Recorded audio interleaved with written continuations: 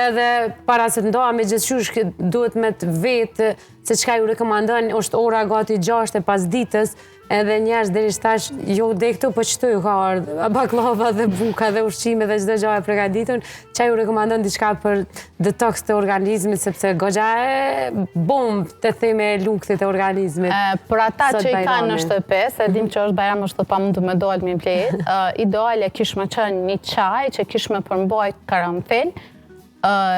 kanel, ose finok,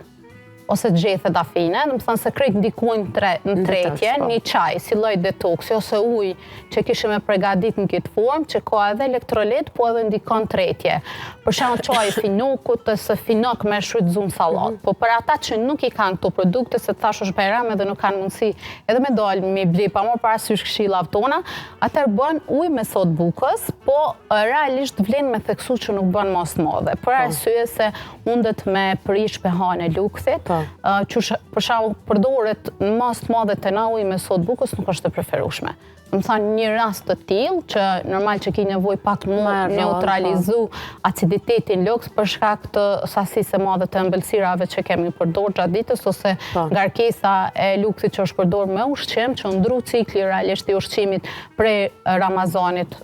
që ka qenë natën, tash veç kemi fillu ditën, është në ndryshim shumë i madh për organizmin, njëjtë sikur ditët e para të Ramazanit, kish qenë mirë me pas kujdes, më thonë, paktën në ushqim, ato ëmbëlsira ti kemi edhe ditën tjetër. Sot Lena me hongër, me pi kafe, me pi çaj. Po jo, sot pjavlo, te boj bajram sot. Bajram sot Lena, është bajram sot, mos na prish.